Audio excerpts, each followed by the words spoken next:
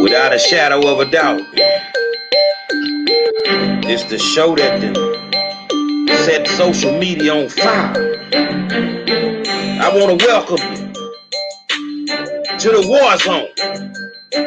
I got my good friend, Donovan Sadiq, my other friend, Demetria K.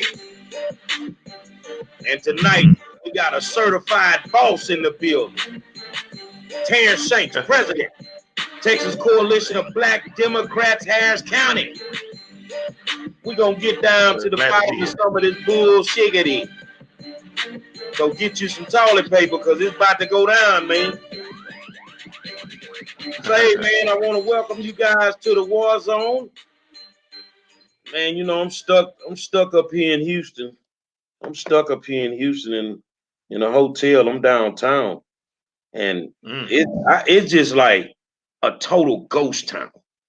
I've never seen it like this. And I'm like, I book in the hotel. They put me on the 17th floor. Man, they ain't got 17 people in here. But I'm here. We talk politics some days, and as people, we talk it without substance.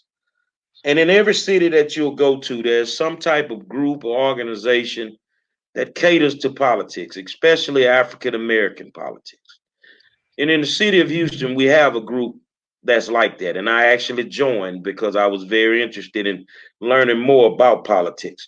And it's called the Texas Coalition of Black Democrats, Harris County. And tonight we have actually the president. Am I right, Terrence? That's correct. Okay, we have the president of the Texas Coalition of Black Democrats, Harris County, in the building with us, Terrence Shanks. How you doing, my brother? I'm doing good, blessed, man. Highly faith. Oh, man. Yeah, we good.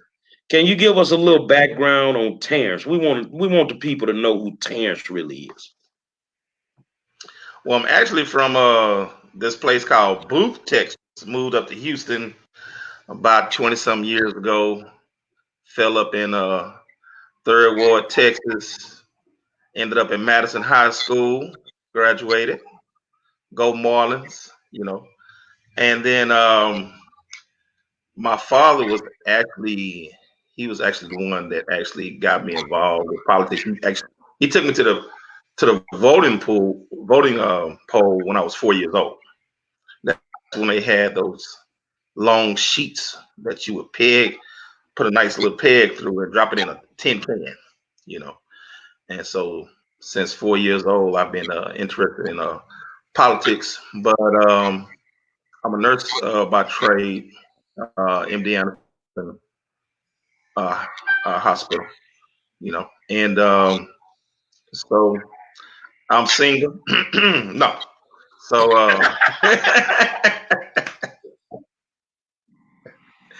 but you know, I just care. I care very much about the community because I live in the community, so it affects me too, you know. And so for my pocketbook issues, just like everybody else pocketbook issues, you know. All right. Well, I mean, one, I applaud you because a lot of people don't have the courage right now to come sit in the hot seat with us. They look for ease out. They looking for an ease out because I ask tough questions. So we're gonna get into the question and answer phase, and straight out the gate, I'm gonna put you in the hot seat. The Texas Coalition of Black Democrats, Harris County. The name tells me what it is. Yeah. The Texas Coalition of Black Democrats. In the last election, you had two African Americans running against an incumbent for Harris County District Attorney. You had the district attorney is Kim Ogg, she's white. And you had Carvana Cloud as well as Adia Jones. I'm trying to figure out, how did the Texas Coalition of Black Democrats endorse a white candidate? You know, the members of the organization, I'm gonna say the community made that decision, you know, and you can't trump what the community wants, you know, and so forth. No matter, I mean, if you try to do it another way, then that makes it corrupt and that makes it crooked. But if you do it the right way, if you do it the way that it's supposed to be done, according to what we say, party rules and so forth, then it was done the right way. Now, the process is what a lot of people don't understand. The Democratic Party rules, because we're doing party politics. So what people don't see behind, they judge up front, But the community made that decision, and we're going to honor what the community wanted. Now, that doesn't take away from the other two candidates. Don't get me wrong. You know what I mean? Totally qualified. Right. Totally qualified, But in this instance, that's what the community shows. Well, see, here's the thing that I'm getting confused about. We have to follow the rules. We have to follow the policies. But when are we going to run these organizations that have the word quote unquote black in them and be totally unapologetically black? If you want to be a Hispanic and you want to represent your Hispanic heritage, there are groups that are out there to do that. They also have groups that are out there that are very, very diverse. But when we put that black on these names, why can't we be unapologetically black just as they are when they run their groups? Yeah, that's true. Yeah, that's true. I think that that we do in our policies, and as we represent ourselves, to the policy, to the party in the community, we do that. It's just that sometimes that unapologetic can be it can leave a bad taste in your mouth when you selecting candidates, because not everybody's for us that looks like us. That's true. Well, Clarence Thomas sits on the Supreme Court. He's from Macon, Georgia. Well, sometimes, especially in Harris County, because I'm more familiar with Harris County than Demetria and Donovan. Yeah. Sometimes in Harris County, that is a true statement that you made, but it's dictated by the amount of money that somebody donates to your organization.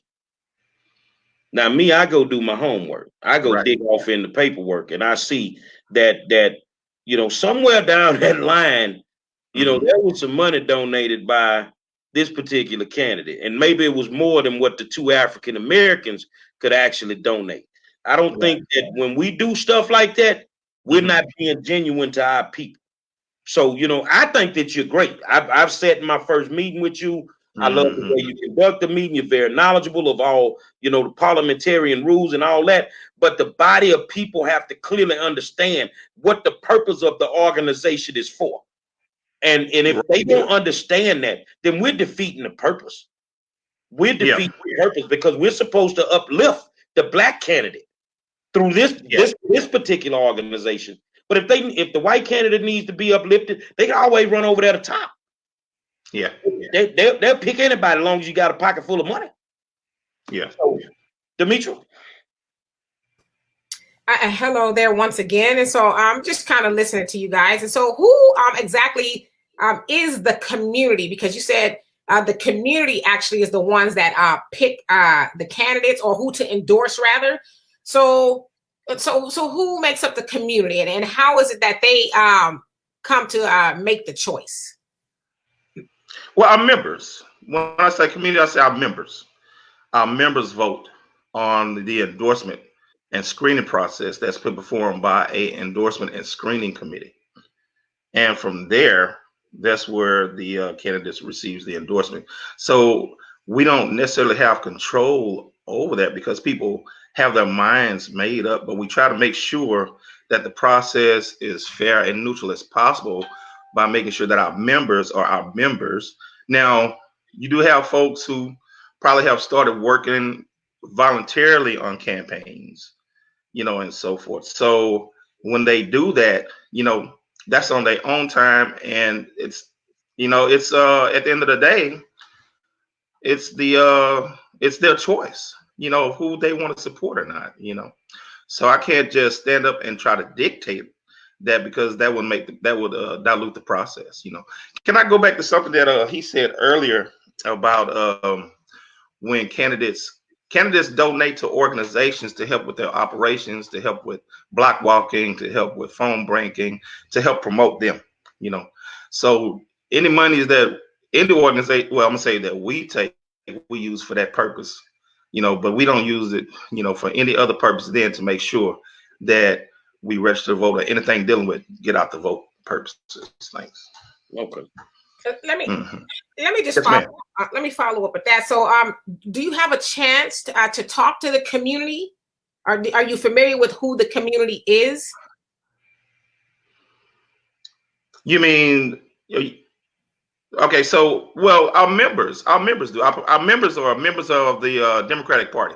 They're what you call leaders in their particular areas.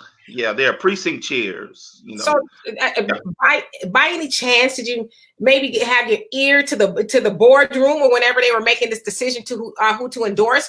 Did you hear the reason that they chose said candidate over the two justice qualified Black people to endorse? Did you hear their reasoning at all? Because there had to be some reasoning, I would imagine. Let's pull a name out of a hat, right?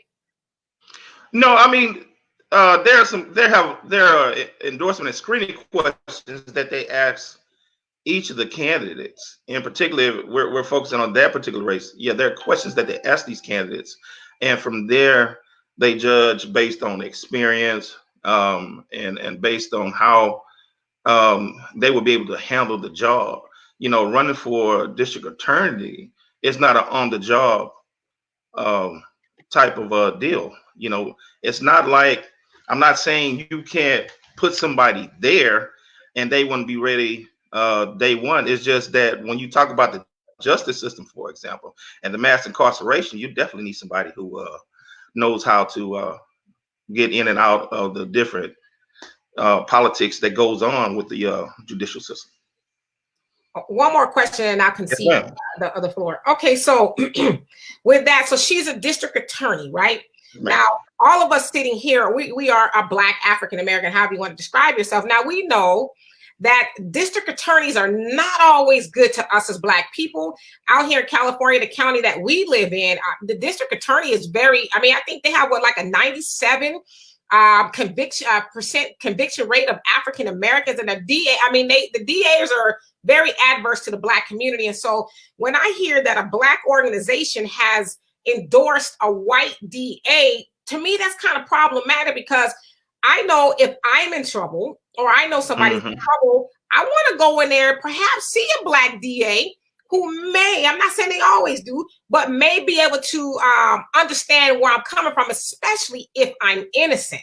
So I'm just a little confused on how now I get it's not an on-the-job training type of thing. You want the best qualified, but if we're a Black organization, wouldn't we want somebody who's going to represent us? Oh, most definitely. Most definitely. We almost say it's a shame, but in some instances, we look at our candidates but we make sure that we screen and endorse them the same, because we can't afford to have anyone there that definitely is going to do anything different than what our mission statement is, And so when you look at the candidate and you might say, well, she's a white candidate, but you have to look at the work that this particular district attorney, has been doing. Yes. Is it a work in progress? Yes, it is. But work is being done. Okay. It's probably not the best, but what I'm saying is we have bail reform now. Do have that. We have misdemeanors. We have guys that are getting, not guys, I'm sorry. We have our citizens or individuals who are getting citations instead of being put in jail.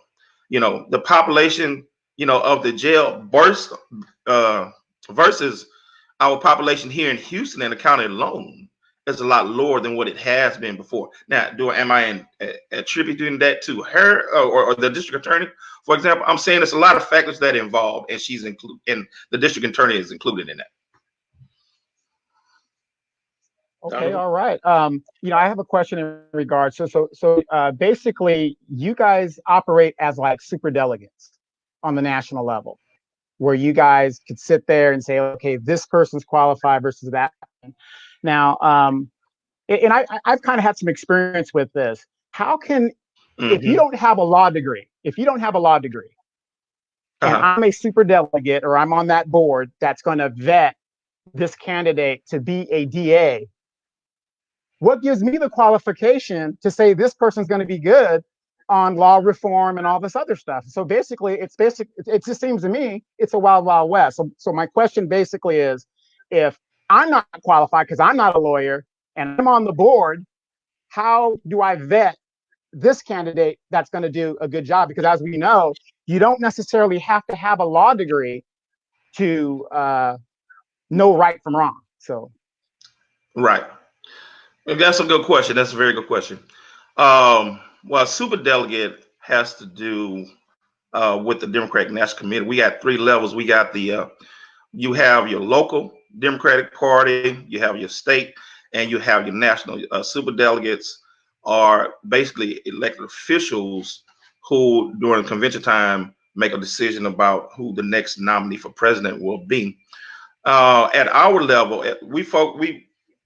right now we operate at the local level with our county party. So we make sure that our voice is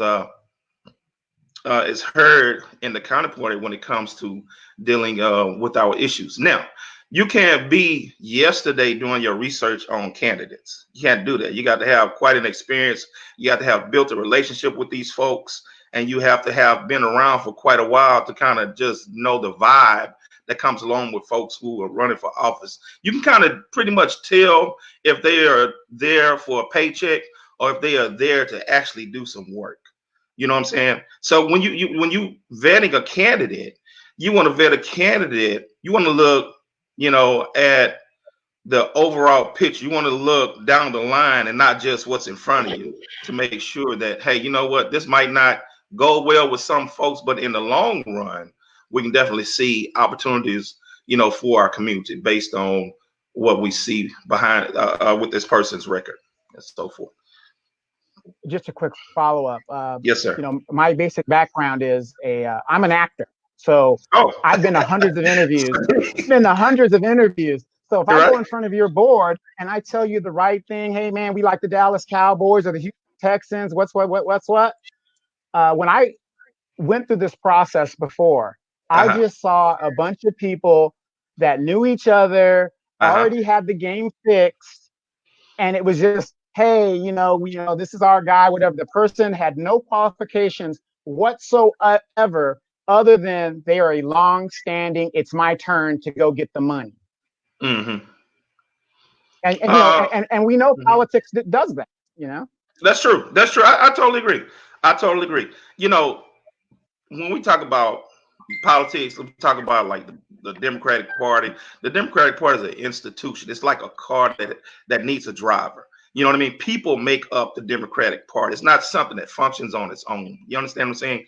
So let's talk about African Americans. I'm gonna say for the elected individuals and officers in the organization I belong to, that I'm president of, they have a lot of experience in a lot of areas.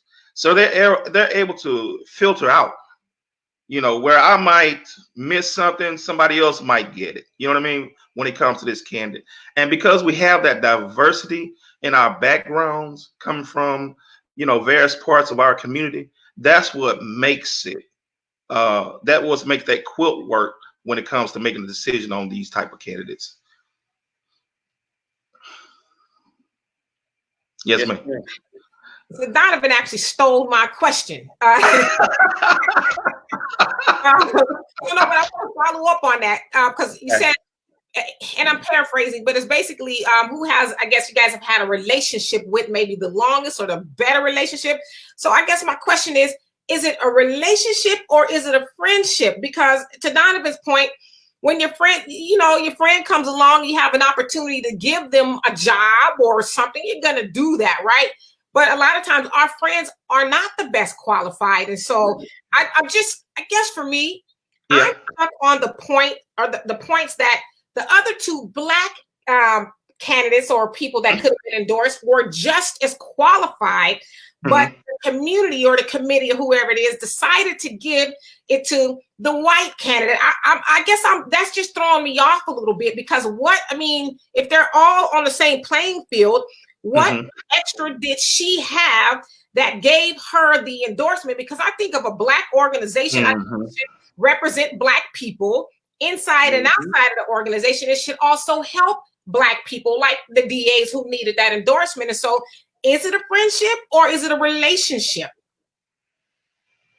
Yeah, that's a good question. Me, myself, and as far as I know, most of the folks we have a working relationship with a lot of our elected officials, and it has to do with the standpoint from the issues that are in front of us. One thing you want to have dealing with candidates or elected officials, you want to have access. Beating down the door, setting things on fire, crying wolf doesn't always, get us what we need or the message that we're trying to convey.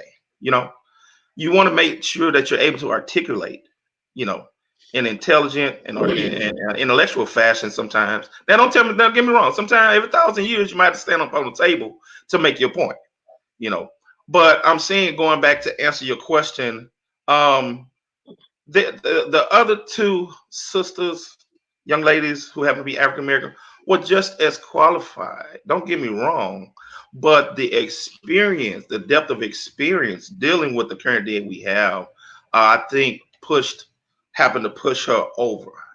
Because in 2020, we definitely want to do more than just vote for somebody because they look like us. It has definitely, from a historical standpoint, done damage to us when we've done that. And when we're talking about civil rights in some areas of our messaging and definitely our policies and so forth. Sorry. Go ahead. Just a real quick follow-up. Yeah. Don't white candidates already have enough people endorsing them? Well, yeah, of course they do. But excuse me, of course they do. But in this, the DA wasn't the only race we did. We had almost 120 races that we did. So it was a variety of candidates that we talked to, and majority of the candidates that we did endorse happened to be African American, and they were of the caliber that we're looking for, that represents our mission and the goals that we're looking for. It's just, I guess some people, they focus on this particular race because it's the district attorney. But let me tell you, we can sit down with her. She happens to be a female. We can sit down with the district attorney and talk about and some of the reforms that's needed, along with the Texas Coalition, Texas Justice Coalition, and some other stakeholders, to make sure that when the state legislature comes into session next year, that's priority one, or with whatever power that the DA has that she can do right now, dealing with commissioners court, and so forth. We can get some of this stuff passed here, but you don't ever want to close off access, to these elected officials, especially when you know that you can work with them. Real quick question. Here in California, we have. I see the mountains, man. yeah, it's hot. It's triple digits today. Here in California, we have a lot of Hispanics out here, right? This used to be Mexico, so no shade on Hispanics. Right. Now you have the Black group. You have the thing now. When I ran city council, there was all these different groups: the Asian group, this group, that group. Ain't no way I'm gonna walk into the Hispanic Chamber of Commerce and get an endorsement, because the bottom line is I'm not of Hispanic heritage. They just shut us out completely. Why is it that we're the only group that lets everybody else come in and get endorsed, and we shun our own? Because as a matter of fact, Demetria was there. I was the only Black candidate running, and I got no support from the Black organizations. And if we keep doing that, how are we supposed to change the narrative? Because I'm telling you what these Hispanics are doing here, unapologetically. They said they are taking back their land, neither by hook nor crook. Yeah. And that's what they're doing. Right. So, I mean, and I know you have a lot of, issues that were down there and stuff. But if I was the president of an organization such as yours, when I was in the military, a quick story, I was in the Air National Guard station in Alaska, and I was a pilot up there. Mm-hmm. The general of the Alaska Air National Guard and the overall general of the Air National Guard in the United States said, units must reflect the community that they come from. 97% of all Air Force flying squadrons are white Caucasian males. I'm one of 3 black men that is on the panel. I'm sitting on the pilot panel. Every time a white panelist came in, I said no. And so one day the colonel comes to me and he goes, why do you keep turning down these candidates? This guy already has a pilot license. He has this. He's General so-and-so's son, whatever it is.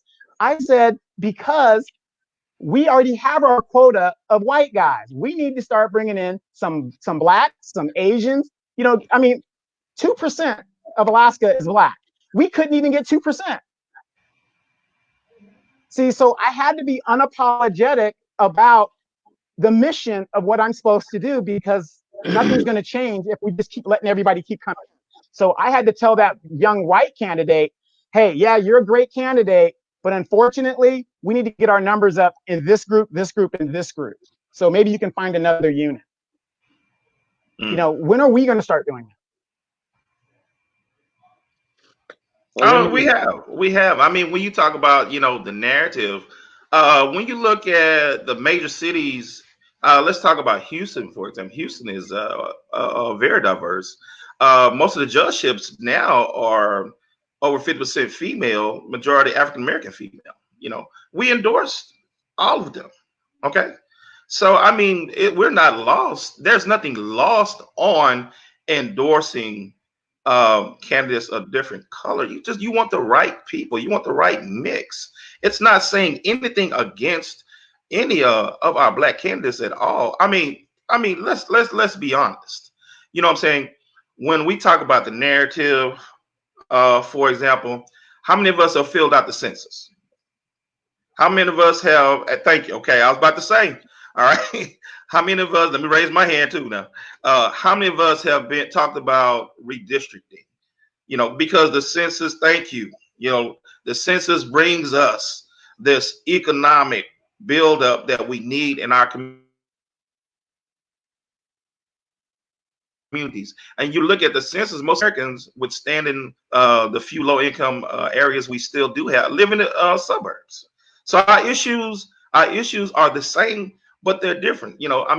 We are very complex. And so when we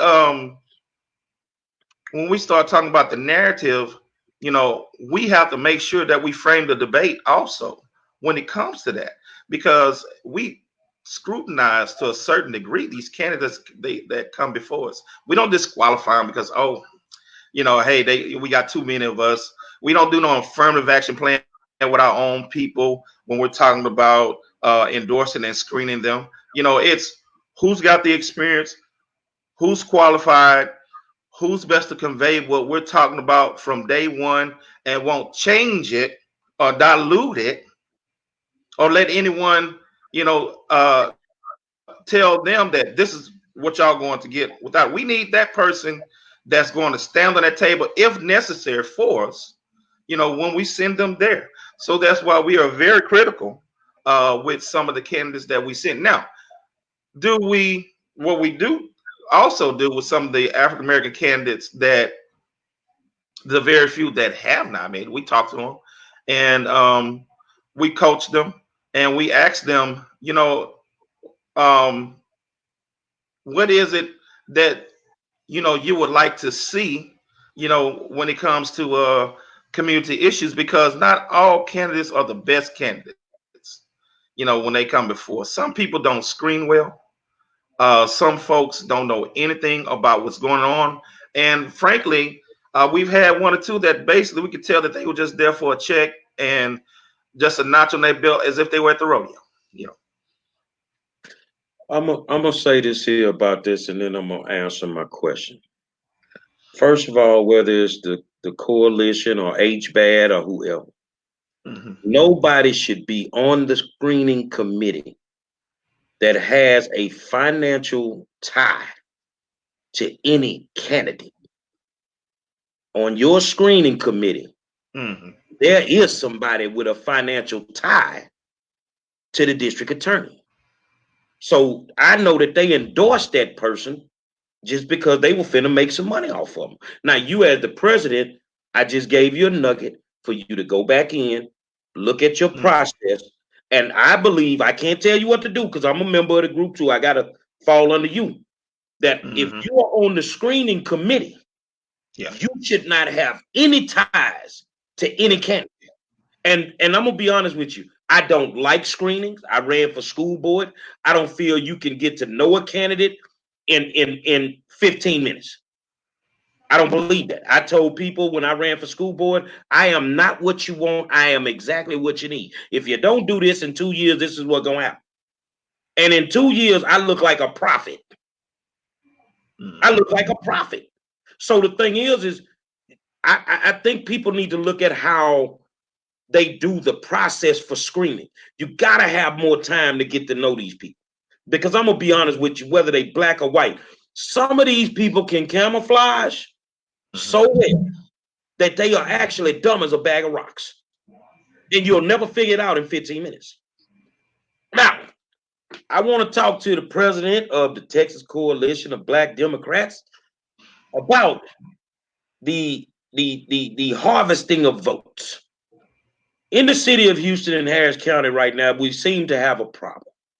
We seem to have a major problem. But for some strange reason, the upper level politicians are pushing for mail-in ballots.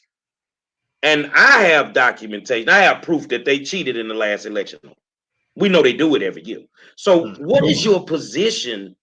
And you can only go by speculation. You don't know if any of the stuff that we have or what's been put out there is actually true. But if we have a history of harvesting the vote, then what's your position as the president of your organization when it comes to an issue like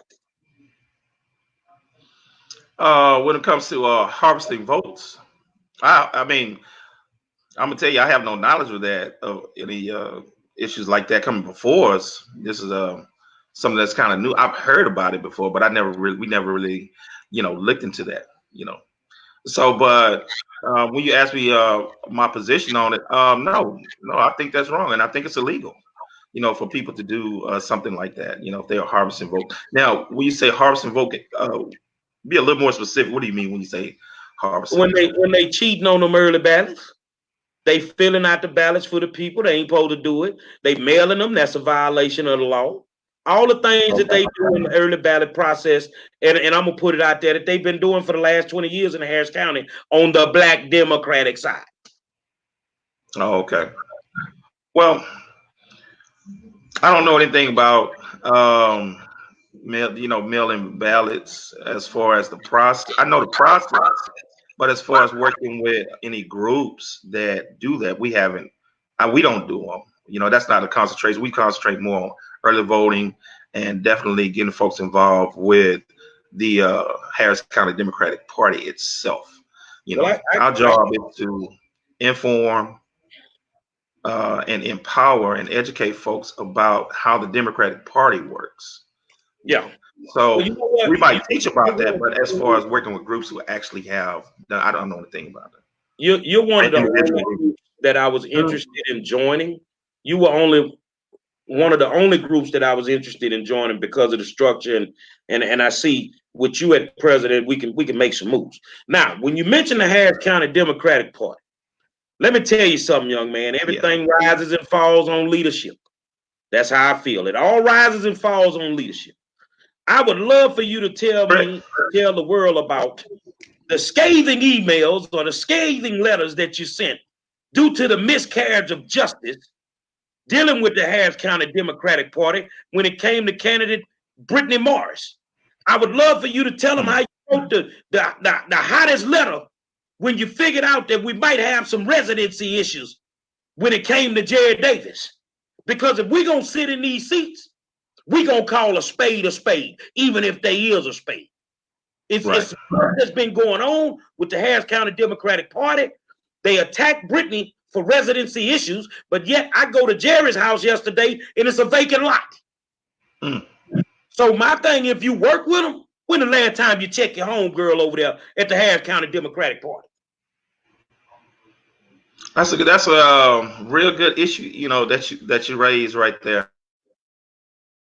So what we're going to do is talk with the party chair to look at, you know, some infrastructure issues, you know, and people in place to make sure that, you know, if there's some training that needs to be done when it comes to that, because there are individuals who particularly look at this and that mistakes have been made in the past, you know, also. So we want to be hands-on with it to make sure that we don't have to revisit these type of issues again when it comes, you know, to it, and to work with the state legislature and making sure that the law is transparent, you know, and doesn't get lost in translation when it comes to, you know, the interpretation of it. You know. All right, this is my last question. Okay. Accountability, brother. Yes, sir. You sure you ready for this hot seat? Accountability. Amen. You have a person that is your accountability chair. Yeah. That the world has watched for the last 2 weeks sell out her community like I've never seen in my life. As a member of your organization, whether we are on, like my coach used to tell us, you're a representative of this school, whether you at school or whether you anywhere else. Mm-hmm. If you to miss accountability, how do you do? I think you were held more accountable than Rodney Ellis when you did your interview. I think you were held more accountable than Lily Sector when they did the interview with Lily. But the issue that I have is somebody who can sell out the community, televised. Mr. President, how does your board feel? Because I will file a formal complaint about the removal of your accountability chair and putting somebody in that seat that's actually going to hold these public officials accountable.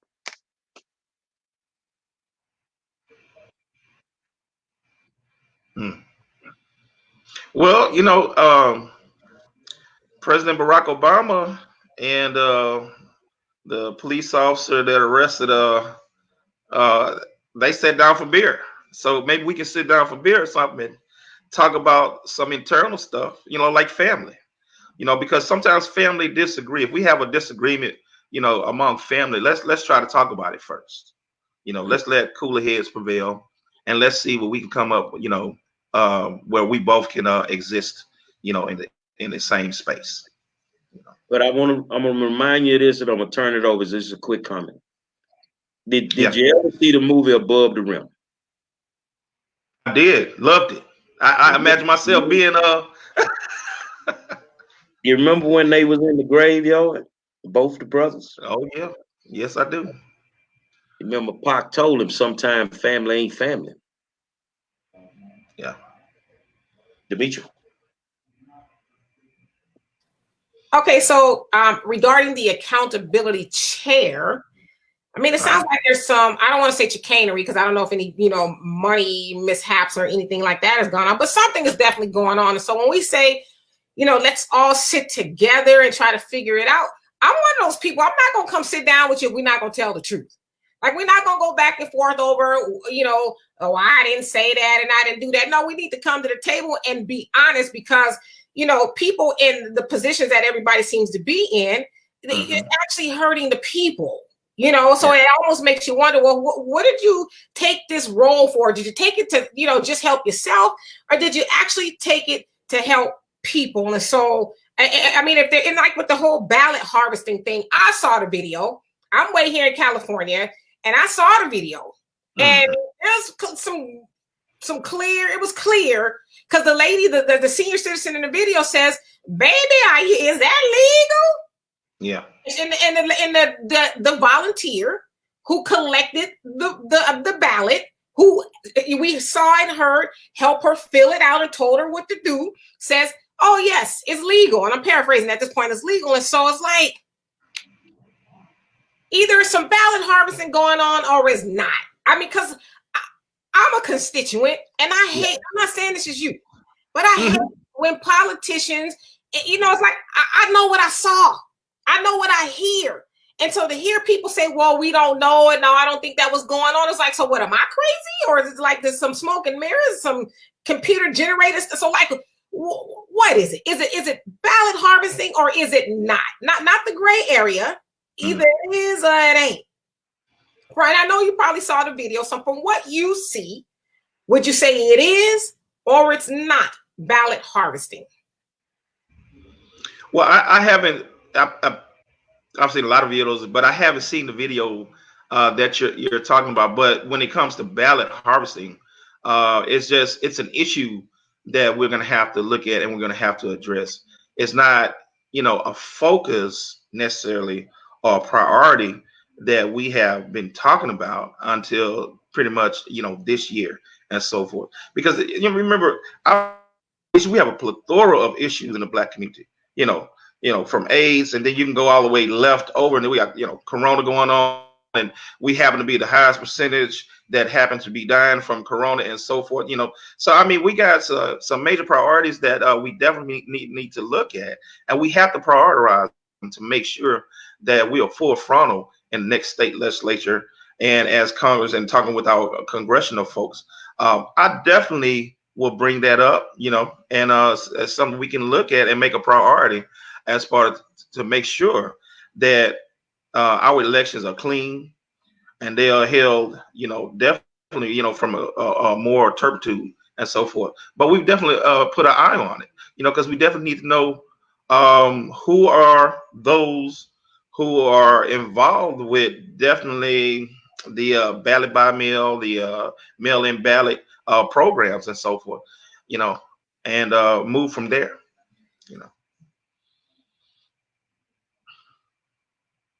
I think your volume. Sorry.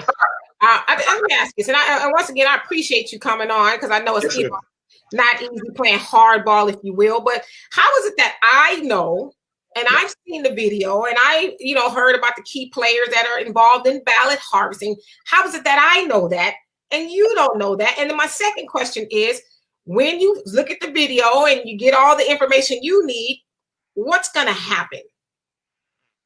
Because politics is like everybody's got a role, just like a basketball team. You got a shooting guard, you got a power forward. In politics, you don't want to cover the whole spectrum of politics because you want to accomplish anything.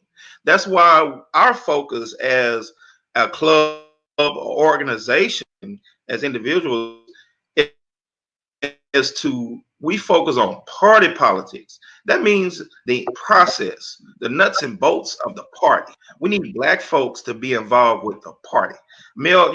These programs are subsequent of what goes on, as far as getting out the vote and making sure that we elect the right folks, in office and so forth. So that's what I'm saying. As far as a priority, we can definitely pick that up and look at it and see what we can do from there, from a policy perspective, and so forth. But our main goal is to make sure that, for example, you become a precinct chair, hopefully an election judge, so that you can teach the folks in your area, what it is about the process and keep them informed of what's going on. If we get too far into a lot of these issues, guess what? You're going to be up at night. And that's not my job. My job is to make sure that I make it to work the next day. I don't stay up all night worrying about everything or things that I can't do anything about. But that is definitely a priority that we're going to look at. The general talked about accountability and so forth. We're going to look at it. Let's talk about it. And I'm letting you know that because I don't know everything, and I never profess to do. I only know what I know. Now I'm gonna be tough on you with this now. Okay. Well, let me just finish this real quick. Go ahead. I know as a child, when I would ask my mama something and she said, "We'll see," and let me see. I knew that meant no, or it ain't gonna happen. And so I'm just because I don't live there, so I'm just because I see the comment section and they going in. So let's say, again, once you find out there's been something wrong done, like what is the law, the policies, what does it say needs to happen? Like, because we keep hearing, and I get it, you got to be, in the middle here because you don't know all the facts, but like, what's going to happen? It's like we see in New York, the NYPD, which is nothing new. They are whooping black folks' butts. Right. And it's frustrating to hear the chief or, whoever, well, I know what the video said and we saw, but we gonna look into it. We saw another Negro take an ass whooping. What else is there to know? So, like, if you get all the ducks in a row and you find out there is some mishaps going on, what is going to happen? Because voting starts at the top and then everything else comes after that, right? So what's going to happen? And then I'm going to be quiet. Well, what happens, let's start with shows like this one, for example, that brings attention, to a lot of these issues and so forth. And so, when we convene again and when we talk about, we put our agenda together, this is, these are some of the issues that we're going to be talking about to make sure that we get a clear understanding and that, if we have to, what they call it, come to Jesus, to make sure that we on the straight and narrow so we can move forward. Because one thing we don't want to do, particularly in the party, you don't want to sit still when it comes to these issues. So I understand exactly, where you're coming from and so forth. So it's not something that, I'm not trying to give you a political answer to say, hey, look, I'm just going to bounce this off to the hierarchies and see, what they're going to do about it. No, we're going to have a straight-laced talk, about it and see, where the buttons are pushed, to make sure that we take care of these issues, Well, it all rises and falls on leadership. And, I'm an education advocate. So when I sit down with a principal, I remind them one thing. I'm going to give you the best advice I can give you. I know you're ex-military, but I'm going to give you something that may help you. Yeah. It is your job to know everything that you don't know tonight. Mm-hmm. You took the job. It is your job to know everything that you don't know tonight. Gotcha. Yeah. Donovan? Yeah, definitely took some great mental notes. Appreciate you guys. No, I'm gonna tell you this, Tim. I'm serious. It takes a lot of courage to come on shows and just get, hammered with, questions that you might not know the answer. I mean, a lot of people won't do it. A lot of people won't. If Demetria will tell you, nobody wants to come on my show. Nobody. Okay. But we know as military men that the buck stops the person in charge, NCOIC, the OIC. Right. That. Yeah. So, so sometimes, you were saying like you got party rules that you have to go by when you vet candidates. But then there's other things that happen, and then you're saying we're going to have a sit down. Can you really have it both ways? I mean, the military, either you're right or you're wrong. We don't operate in gray. Right. So, I'm just giving you a little, some little ideas to think about. If there's a malfeasance going on in the party and you have guidelines and rules, it's cut and dry. Then, I used to tell guys getting that Article 15, the colonel wants a certain outcome. There's nothing I can do for you at this level other than read you your rights, tell you what you can do. That's about it. But a great thing. But I think that's one of the major problems in our politics. We give leeway to one thing when it's not advantageous for us, and then when it's advantageous for the party, we lean that way. I mean, there's got to be a segue where there's one standard so that we don't get confused as a voter. So let me ask you a question, Terrence. It's a hot seat, baby, but you're doing good. You're doing good. Oh, thank you. I got my rag. I'm wiping. Do you recommend during your screening process? It's like a two-pronged question. Do you recommend that candidates show up for the screening to possibly get the endorsement? Now that's a trick question. Now you know something coming after. No, we don't. No, it's a thorough process. You know, we invite them, we vet them, we do research on them, and we screen them every time as if they running. It's just the first time they're running. You know, to make sure. And we have a report card. We do a report card on them. You know, when they're there. So if I'm brand new to the political process, and I come to your organization, how many times am I going to go before that screening committee? One time, unless you're in a runoff. So can I ask you a question? Did Commissioner Rodney Ellis go through your endorsement process? No, he did not.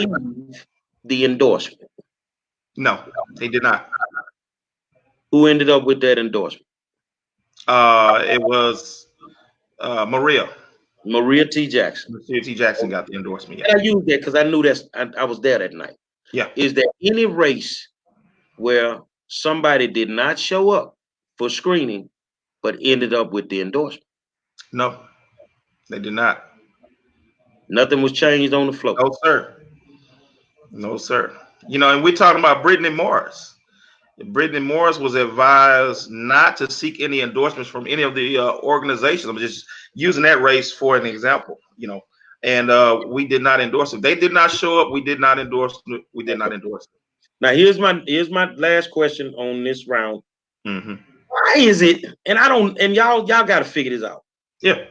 Why is it that the same Negroes in your organization is the same Negroes in HBAD, Houston Black Area Democrats, and it's like we got 4 or 5 of these groups and it's all the same people. Right. What are we actually accomplishing?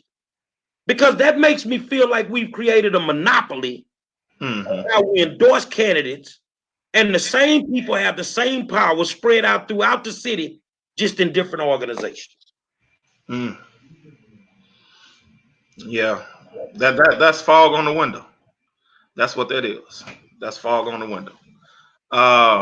The appearance might be given, but that's not the truth. Now you have in Harris County, we are the only county in Texas right now that has the only city that has 2 African American organizations that are both clubs with the local party, Harris County Democratic Party, for example. People are just active. People want to be involved. You know, we do have a lot of members that they want to be involved. They're just not able to attend the meetings. You know, so we keep them informed through social media and so forth, and they get involved with what they get in. They want to get involved. If it's an issue that's close to their heart, they'll come out, or they'll donate their time, or you know, they'll send in a donation for it, or they'll leave a comment and say, "Hey, I'm with you in spirit," and so forth. You know, we got folks overseas who are members of the Texas Coalition Black Democrats. So people just when it comes to being involved, we're just saying part of politics, but a lot of these folks are involved with a lot of the NAACP. They're involved with the other groups, you know, out there also. They just want to be involved. You know, that's the best answer. But as far as the influence, you know, and so forth, I can definitely tell you that yes, people give their opinion, and people have the right to make a decision about what they believe in. Every organization has some form of undue, you know, influence that's circling around, like, you know, amongst the members and so forth. You know, that's something that comes with the territory. But we just have to make sure that we are ethical in our approach when it comes to everything else. I think that on a lot of levels, we lack real integrity when we deciding who we picking for these positions. I look at my city. I look at everything that's going on in my city. I see the communities. You know, where I went and met y'all that night, I joined is in it, I think it was in Fifth Ward or somewhere over there. Yeah. You know, I ride these communities. And I just want to ask the question that everybody want to know. And Demetri and Donovan, you can follow me up on this. Why is it that we continue to endorse and support African American politicians who ain't doing a damn thing for our communities? I live in Houston. I'm in my communities every single day. Yeah. And I'm not understanding how we got somebody in office for 15, 20 years. And yet my community looks just like it looked 15, 20 years ago. If it wasn't for gentrification, we probably wouldn't have any changes. So why do we keep supporting them, endorsing these people like you named the NAACP? I would not support James Douglas in nothing that he does because you tried to take over African American schools and turn them into charter schools. And anybody rocking with Douglas, I got a problem with them. That's just the question I got for you. Why do we keep supporting these people who ain't doing nothing for our communities? Wow, I mean, I think that's a loaded question right there. You know, it just depends. I mean, we have a lot of officials that ain't doing nothing. Well, we have to look at their agenda. We have to, look at their agenda. We have to make our agenda their agenda. But if it ain't the black agenda, it ain't mine. Right, right. That's true. I totally agree with that. But we definitely have to be, the power reveres for our community and letting them know the track records, of the folks who are representing, us in these different positions. And if they are not, yes, that's right. You said the buck stops. We should hold ourselves accountable to make sure that we do the work that we are elected for. So yeah, let's let our folks know as you go through these communities and our different roles in these communities. Let them know what works and who's working and who's not. Exactly. Demetri. Well, yeah, once again, thank you for being in the hot seat and all of that. Yeah. So I did do a little research on the organization, and it says basically you're a club that is of public service, and it's a club that works for you. So I'm assuming you is the public and all of that.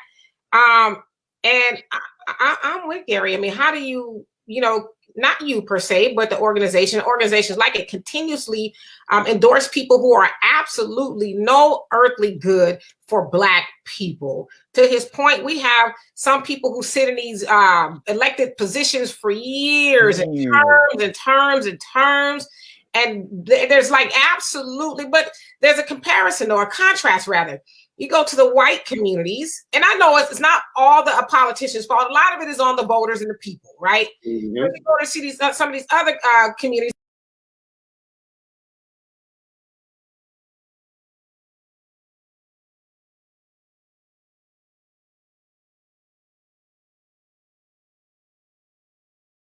getting elected and endorsed. Like, and let me ask you this is a yes or no. Is it due to money? Is money the deciding factor here? Because we know a lot of times candidates who are in these seats a long time, they have a war chest. Yes. So does money do the talking, or is it really that's the best person for the job, even though the job ain't getting done? No, I think civics, they don't teach civics in school no more. No, people are not close to the process like they used to be. A lot of us have grown up and we've gotten busy, with being adults and our everyday issues that we have. So politics and voting, that's not something that, we're focused on. We're worried about paying our light bill, and making sure that the rent is covered and so forth. So when you're trying to get the message out and you're trying to make sure that people go to the polls and that they vote, you have to make sure that you connect with them when you out there. I can't go out there and give them the traditional standard.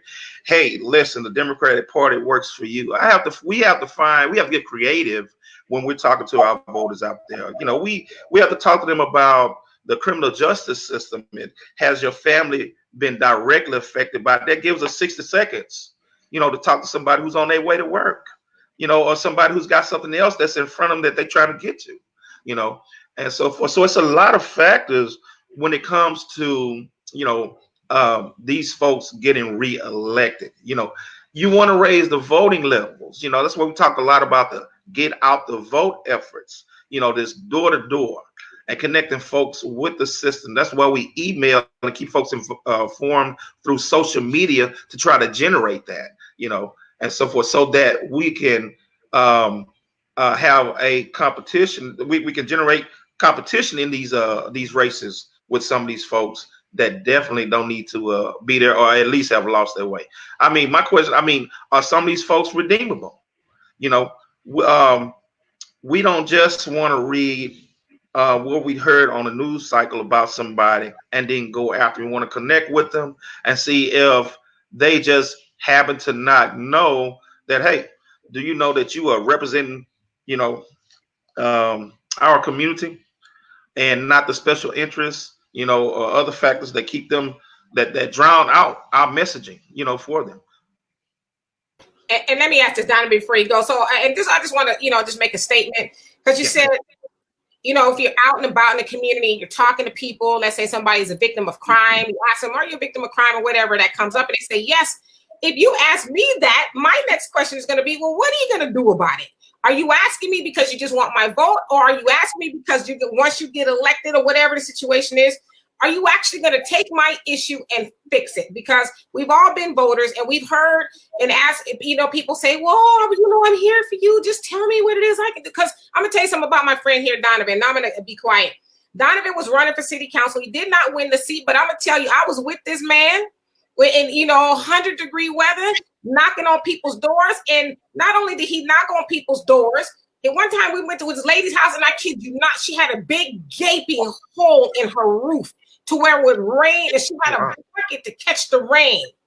Mm-hmm. He went and made sure the people at City Hall fixed her situation, and he didn't even he wasn't even on the seat yet. So he didn't go asking her, what are your issues, and say, okay, I just wanted to know. He went and actually did something about it. So I would just, press about anybody who's running, stop asking people, what can I do for you, if you're not actually going to do it.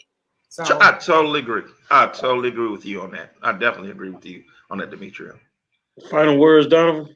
Man, again, Terry, thank you for your service to the country. Sure. Man, I've been in the hot seat plenty of times, but I'm that militant guy, so nothing really touched me. I'd be just cursing back at him, whatever. Maybe that's why I didn't get elected. I don't know. But I'm gonna give you the best advice I can give you. Because I know you're going to do great things, and I think you're looking at a rising star in the party. Demetria K is moving down to Houston. Be careful. Be careful. All right, brother. Look, thank you again for coming on the show. Again, I know there's problems everywhere, but I personally agree that if we're going to put a black tag in any of our organizations, it should be only for black people. That's just me. So, gotcha. And run again, Donovan. Don't let this be your last time. Keep at it, man. I wanna thank you, big dog, for coming on. You at the local level. I know my man Carole Robinson is at the state level and doing some great things. That's one of the reasons that I joined. Because I looked at the leadership and I looked at the structure of the thing, and I think it's a better fit for me than some of the other groups that I could have joined. Gotcha. I think that you're gonna do fine. I think that as a leader, some days you're gonna have to get out there in that water, and you're gonna have to walk them walks by yourself. You're gonna have to stand up for the Brittany Morrises. You're gonna have to call out the Jared Davises. That's all it boils down to. And for those that don't like it, then don't come here to get endorsed, because you don't have to. Yeah. And that's how I'm built. So I want to thank you, brother, for coming on. Thank y'all for having me. Thank y'all very much. Really appreciate it. We really, really appreciate you. And of course, I thank you for your service to the country. Sure. You didn't have to.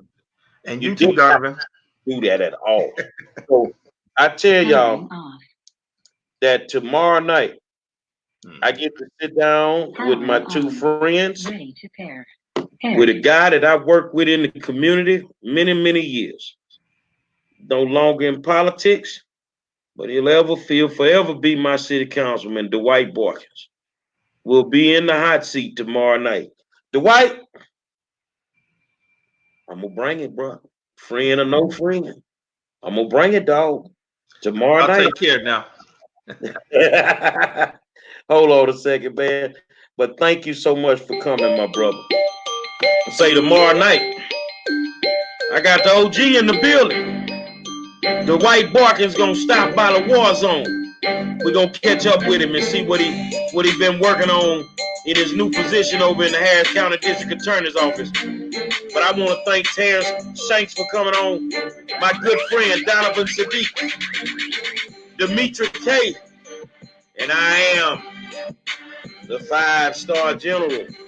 Man, go tell your peoples, when you sit down with us, it get real fast, man. Ain't no faking over here, dog. I see y'all tomorrow night, bro.